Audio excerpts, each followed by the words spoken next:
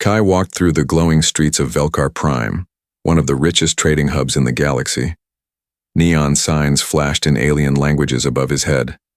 Smells of strange food, burning oils and perfumes filled the air. Aliens of every kind moved around him. Tall ones with crystal skin, short ones with floating eyes, and even crawling machines shaped like spiders. He didn't belong here. Kai was just a human mechanic, poor, tired, and stuck. He came from Earth, but Earth meant nothing in this place. He fixed broken shuttle parts, dirty engines, and cold pipes. The pay was small, just enough for food, not enough for a better life, not enough to send help back to his sick sister. Every night he walked home past the high towers of the rich, the nobles. The collectors tonight felt different. As he turned a corner into a quiet street, he saw a figure waiting in the shadows. A tall alien covered in a long silver cloak. Her face was hidden, but her eyes glowed violet under the hood. She stepped into his path. "You are Kai," she said. He froze. "Who's asking?" "I am called Mylira, of the 5th House of Serene." "Never heard of it," Kai replied, stepping around her. But she didn't move. "I have heard of you." That made him stop. Mylira's voice was calm, almost musical. "I know you repair ships. I know you send credits to a hospital on Earth for a girl named Marin." His heart skipped. "How do you know that?" "Make it my business to know." She leaned forward. "And I can help you." Kai stepped back. "With what?" Mylira's eyes narrowed. "I want to buy your nectar." He blinked. "My what?" "Your nectar," she repeated. "The inner compound your body makes under emotional stress and hormonal heat. It's rare, pure, and highly valued by my people." Kai stared at her. "You're talking about my blood?" "Not just blood," she said. "Something deeper. A fluid your kind produces under pain, pleasure, fear, or extreme feeling. It's in your glands, your cells. And it's beautiful." Kai shook his head. "No way. That sounds messed up." Mylira didn't get angry. She simply raised a small, glowing cube. Inside were spinning numbers. It was a credit chip. Kai looked closer and gasped. The amount was more than he'd earn in 10 years. "You get that?" "For 1 session," she said softly. "No pain, no harm, just collection. Monitored, safe." He hesitated. No one ever offered humans this much. No one cared what was inside a human body. They were bottom-tier workers in alien space. He thought of his sister. Her lungs were failing. The hospital said they needed more funds or she'd be dropped from care. He had nothing left to send. "Why me?" he asked. Mylira tilted her head. "Your test results came through an old job you did for a medical freighter. You carry a rare human marker. Your nectar is unusually strong." Kai rubbed his face. "So what happens? I just lie in a bed while machines take this stuff out of me?" "Yes," she nodded. "You stay for a few days. You rest, you are fed, you are paid. No cuts? No pain," she promised. "Only release." Something in her voice made him shiver. He looked at the cube again. It was more money than he could dream of. "Why do rich aliens want this?" he asked. Mylira smiled behind her hood. "Because it makes them feel things they've forgotten how to feel." He said nothing for a long moment. Then slowly, he reached out and took the cube. "I'll try 1 session," he said. Mylira turned away. "Good. You begin tomorrow." She walked into the shadows and disappeared. That night, Kai couldn't sleep. He stared at the cube on his table. His mind was full of questions, fear, curiosity, hope. He wasn't proud, but he wasn't turning back. Either because in a galaxy that didn't care, someone had finally said he was worth something, even if it was just for what was inside him. Kai stood inside a clean, round room. Everything glowed softly. Walls, floor, even the air felt smooth. It was not like the dirty mechanic bays he was used to. No smoke, no oil, no noise. Just silence. Two tall alien attendants walked around him, dressed in soft white robes. They didn't speak. They only checked machines, scanned his skin, and took notes on small blinking tablets. Their eyes were silver and unblinking. Kai sat on the edge of a padded platform, heart beating fast. He had been brought here early that morning, just like Mylera said. A small silver shuttle picked him up and took him across the city to a private facility far above the clouds. No signs, no windows, only guards and glowing halls. A voice spoke suddenly. "You are calm," it said. He turned. Mylera had entered the room. She was wearing a dark robe this time. Her hood was down. Her face was smooth, beautiful in an alien way, skin pale like the moon. Her violet eyes locked onto his. "I'm not calm," Kai said honestly. "I'm confused." "That's natural," she replied. "Your body is entering emotional readiness. That helps the process." "What process?" he asked. "I want to understand exactly what you're taking from me." Mylera walked closer and placed a small metal disc on the center of his chest. "This will monitor your reactions," she said. "No cuts, no blood, no pain. But it will pull what we call the empathic nectar, a liquid your glands release when your body experiences deep feelings." Kai raised an eyebrow. "And what are you gonna do? Make me cry?" She smiled. "Not quite." The attendants touched a panel on the wall. The room dimmed. A low, humming sound filled the air. The platform beneath Kai shifted slightly. He suddenly felt warm. A strange smell reached his nose. Sweet, soft, like rain mixed with fruit. The sound became a pulse, like a heartbeat. Not his, but bigger. Around him. Inside him. "What's happening?" he asked. "The chamber is tuning your nervous system," Mylera explained. "Your body will feel things more strongly here. Memories, thoughts, touches, fears. All emotion will rise to the surface. The nectar responds to that." Kai shifted uncomfortably. "So this is emotional farming?" "You can call it that," she said. "But it's safe. You are not harmed, only opened." He frowned. "What happens if I want to stop?" "You say the word. We end." Kai breathed deeply. "Okay." Then it began. The chamber showed him images. His sister, laughing as a child, his first time looking at Earth from orbit. The moment he realized no one was coming to help. The sound of machines breaking. The silence after a goodbye. He didn't move, but his hands gripped the edge of the platform tightly. The machine responded. The disc on his chest glowed. A clear fluid began to flow through a small wire connected to the monitor beside him. 1 drop, 2, then more. The attendants watched calmly. Kai gasped. "I feel strange." "That's normal," Mylera said softly. "You are releasing truth." He looked at her. "Why would anyone want this?" She stepped forward. "Because it's pure. Because most rich species cannot feel like this anymore. They are numb, hollow. But your nectar, your pain, your joy, your memory, it gives them a high they cannot describe." Kai looked away. It didn't hurt, but it didn't feel right either. After 1 hour, the lights returned to normal. The pulsing stopped. The machine clicked off. Kai was sweating. His heart was full. Not broken, not healed, just full. He sat up slowly. "That's it?" Mylera nodded. "Your first session is complete." She handed him a cloth and a glass of sweet liquid. Kai drank it. "How much did I produce?"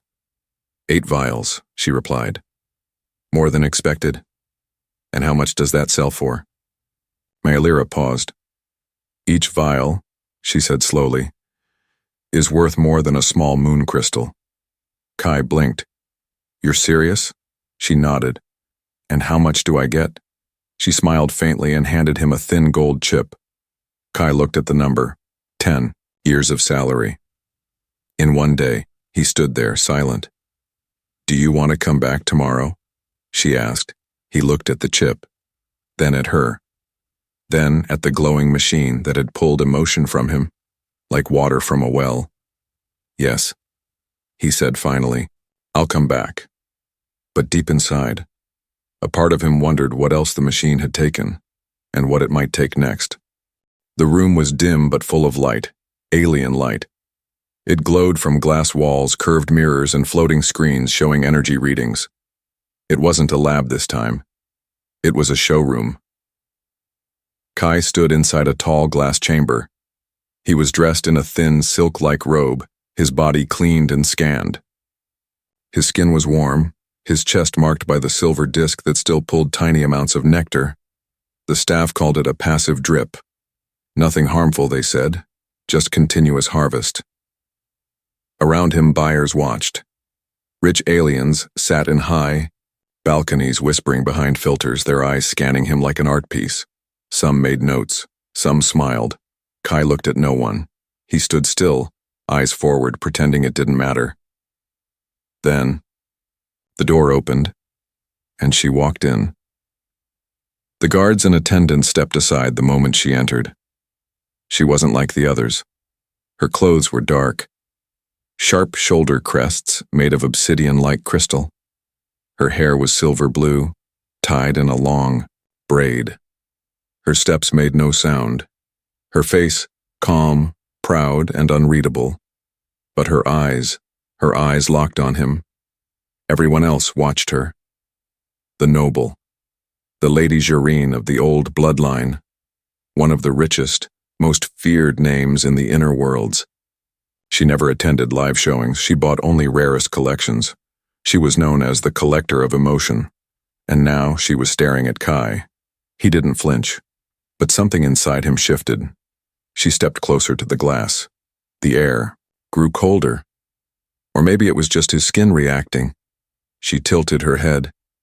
"You are different." Kai didn't answer. She pressed one palm against the glass.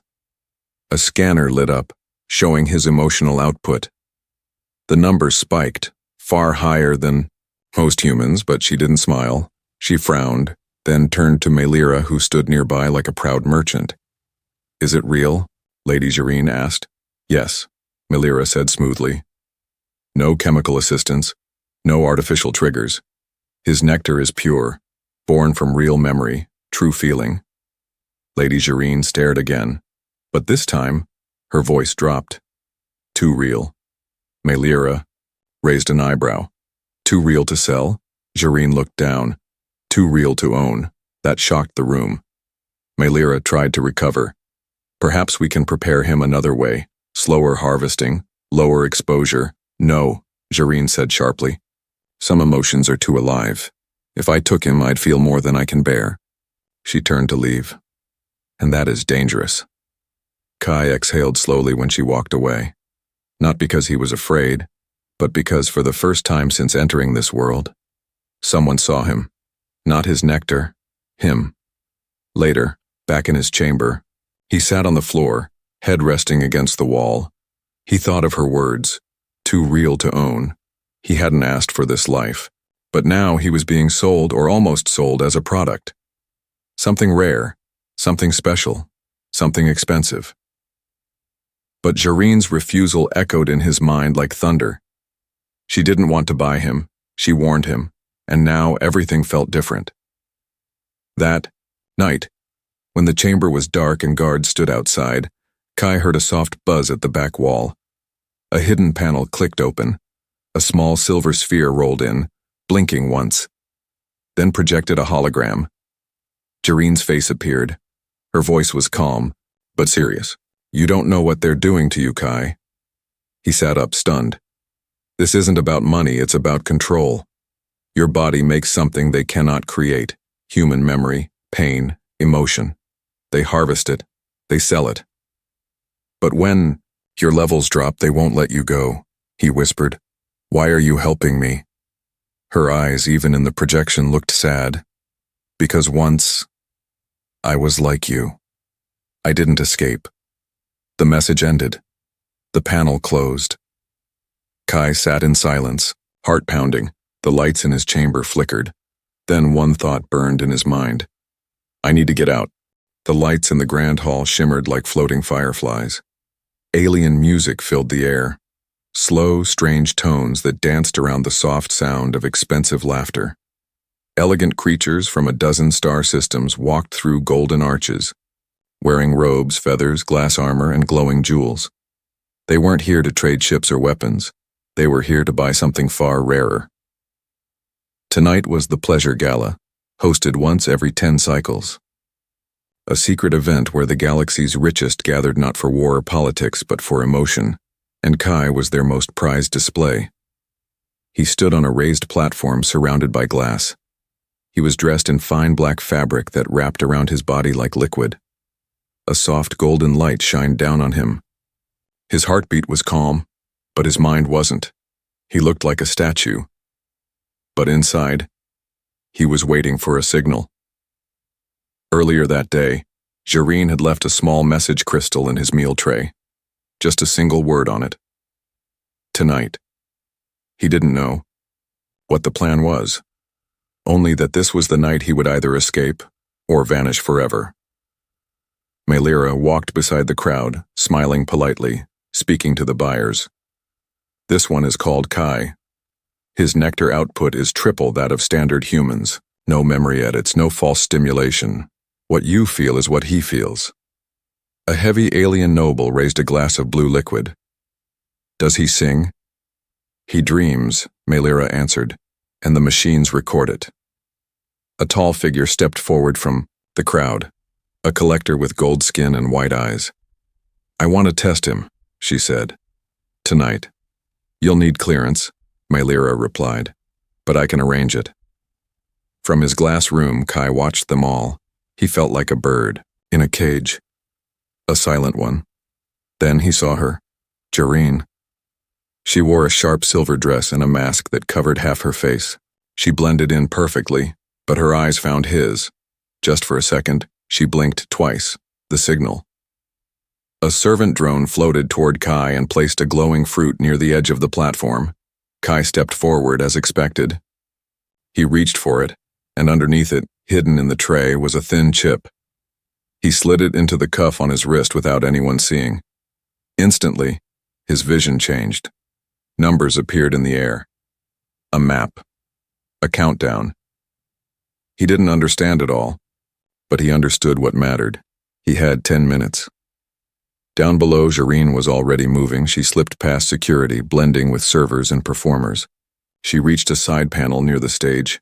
Her fingers danced across it. Lights flickered. In Kai's chamber, the lights went dark for just 1 second.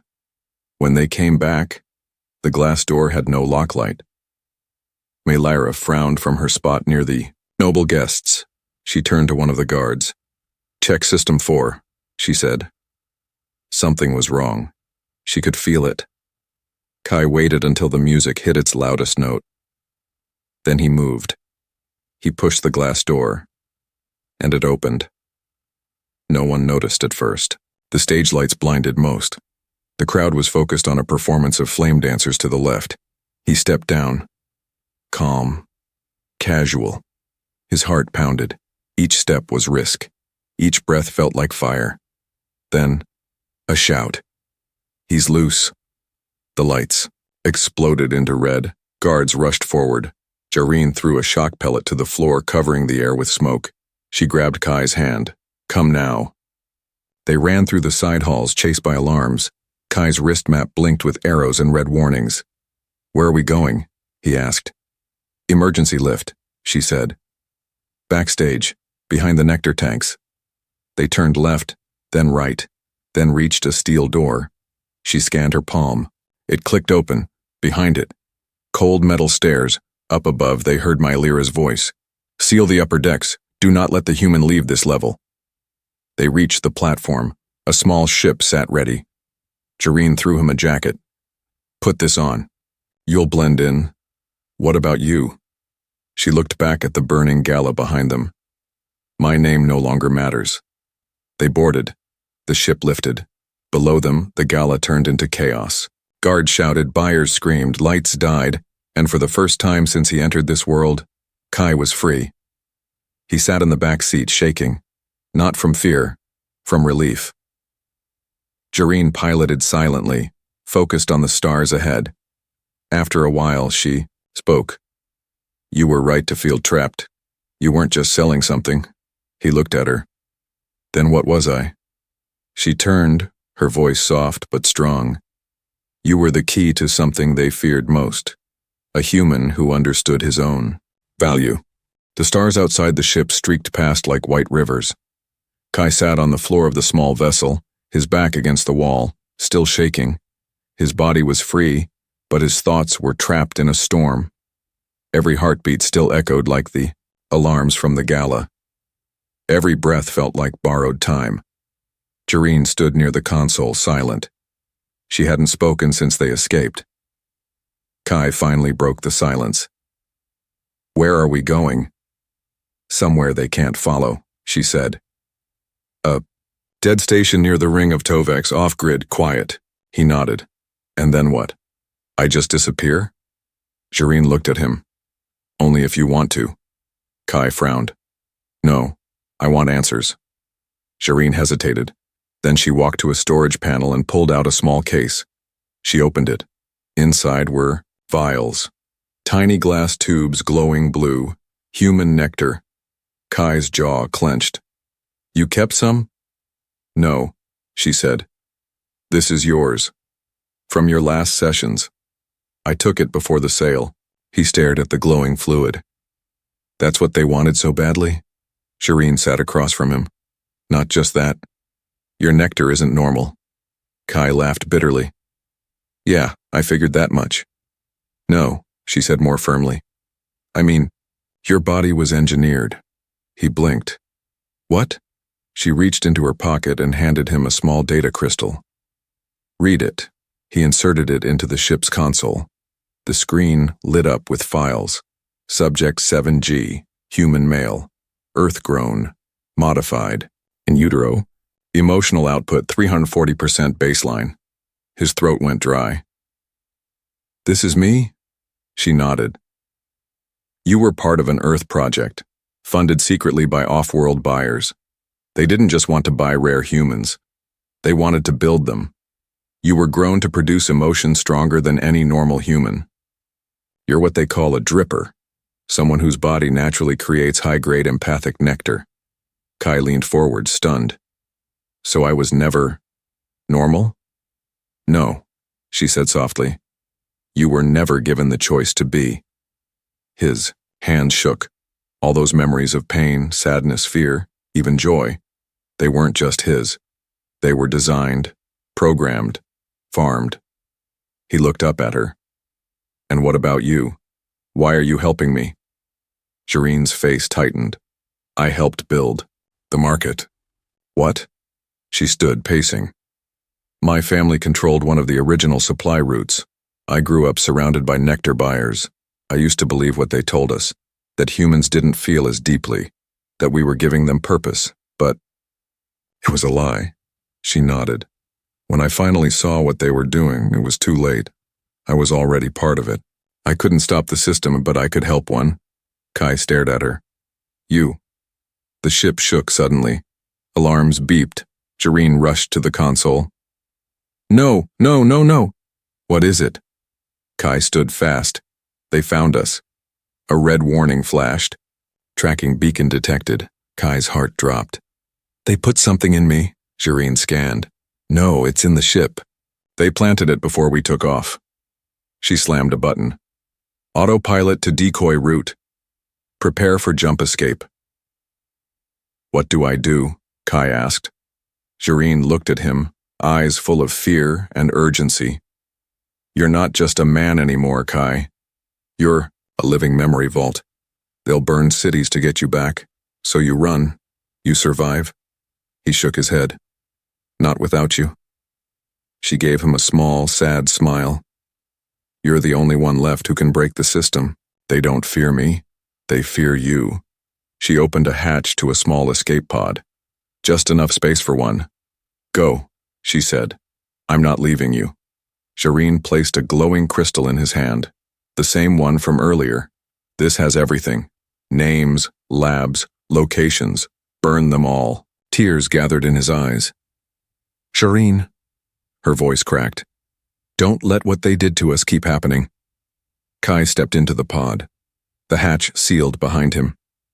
Through the small window, he saw her mouth one last word before the pod launched into space. Live. As the pod sped through stars, Kai held the crystal tight. He wasn't just a product anymore. He wasn't just stolen emotion. He was the weapon now, and they had no idea what was coming. The escape pod floated silently in deep space. No light, no stars, just darkness all around. The pod's power systems hummed quietly, keeping Kai alive inside the small cabin. The silence gave him time to think. He stared at the crystal Shireen had given him. It glowed softly in his palm. It held everything, secrets about how he was made, who paid for him, and the network that sold humans like drugs across the stars. He whispered to himself, she gave her life for this. He was free. He could disappear, but if he vanished now, they would keep doing it to others. 3 days passed. Kai reached a hidden station floating above the gas giant Rovac 6. It was abandoned, left behind by smugglers. No sensors, no cameras, just cold steel and dust. He made it his home. With stolen tech and the crystal's data, he got to work. First, he scanned himself, looking for the tracking code. He found a small organic chip near his spine. He removed it with trembling hands. The pain was sharp, but he didn't stop. He was no longer their lab rat. Then he accessed the files. He saw images of other humans. Dozens, maybe hundreds. Lined, up in labs. Some were children. Some never opened their eyes. One face appeared again and again. His sister. Marin. Kai's heart stopped. She had been part of the program too. He thought he sent her money for healing. But she had never been sick. They laid, Kai screamed. He punched the wall until blood ran from his knuckles. Then he dropped to the floor and cried. For her. For Shireen. For himself. He stayed there for hours, until the silence told him something important. Freedom has a cost, but if he paid it right, it would be the last time anyone else had to. He stood, wiped his face and turned on the console. He opened Shireen's final encrypted file, Project Emberfall. A list of 10 labs across the galaxy appeared. Hidden research zones, protected by money, soldiers, and silence. But Kai had something more dangerous than all of that. Truth. He recorded a message in every known language and sent it to a hidden resistance node deep in the underbelly of the stars. My name is Kai. I am human. I was bred for your pleasure, engineered to feel so you could consume me like a drug. But I'm done being used. You don't own us. You never did. I have the files. I have the names. And now, I'm going to burn it all.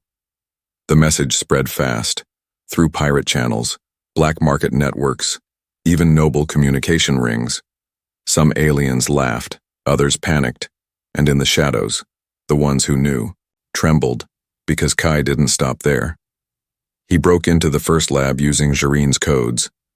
Inside, he found what he feared, living tanks with half-awake humans, floating in nutrient gel, hooked to emotion recorders.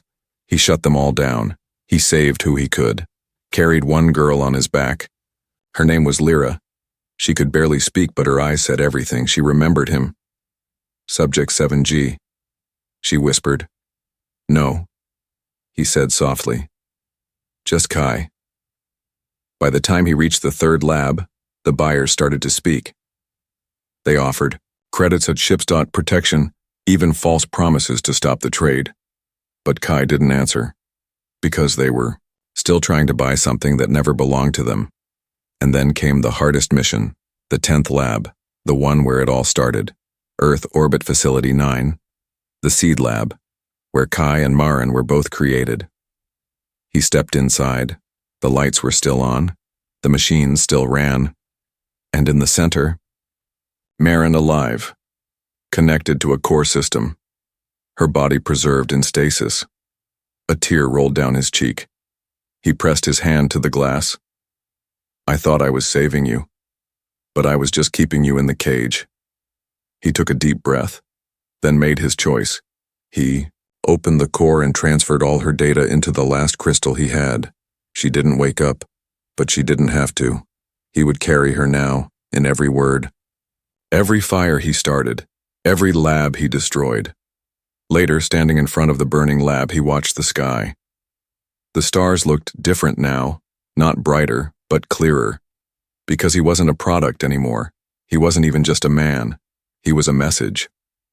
Far above the core worlds, in a floating palace of glass and gold, a gathering of alien nobles sat in silence. They watched a large hollow screen. No music played. No drinks were served. On the screen was a human face. His name was Kai, and he had become a threat. A noble with silver skin leaned forward. How did this happen? He was a subject. Another, wearing a breathing mask, replied, he was a product, nothing more. Then a third whispered, not anymore. Across the galaxy, the ripple continued. The markets crashed. Buyers stopped asking for nectar. Collectors burned their vials out of fear. Kai's message had spread. Every system now knew what had been hidden for years. Humans were not just emotional creatures. They were being grown, bought and sold like spice, their memories extracted, their hearts turned into luxury goods. Now, the truth had a name and a voice. Meanwhile, in a secret moon station near the edge of mapped space, Kai stood before a crowd of rescued humans and allied aliens. There were over 100 of them now, each saved from the labs, each with their own scars. Some were children, some were silent. All of them looked to him. I wasn't strong when I started this, Kai said softly. I was just scared, broke, trying to save someone I loved. He held up the glowing crystal that now held Marin's final data.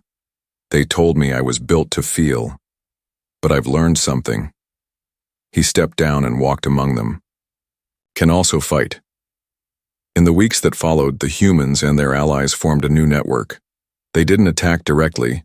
They exposed, leaked buyers' names, released secret deals, hacked security footage from auctions and pleasure chambers.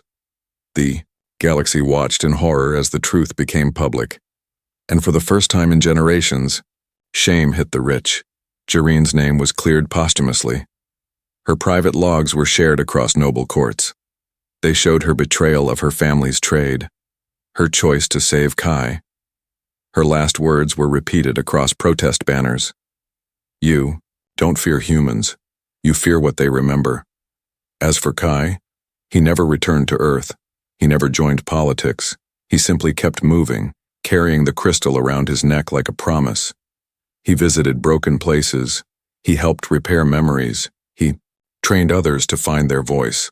One by one, more humans came out of hiding. Some still carried scars, others carried data, and each one carried worth. Years later, in the same pleasure dome where he was once displayed, a new art piece stood. A sculpture made of glass and metal. It showed a human figure reaching toward a light. Below it, a plaque read, "To the one who was never for sale." At a quiet station on the edge of the stars, a young alien child once asked her mother, "Why don't they sell humans anymore?" The mother replied, "Because one of them reminded us they were never ours to own." Back in a small hidden cabin on a quiet moon, Kai sat under the stars. He was older now, but his eyes still held fire. Someone asked him once, "If they offered you everything to come back, power, wealth, peace, would you?" He smiled and said, "I already have everything I need. I got myself back." He closed his eyes, and for the first time in his life, he felt full. Not because of money, not because of freedom, but because he chose truth over comfort, dignity over price, life over survival. He didn't break the market, he changed it forever.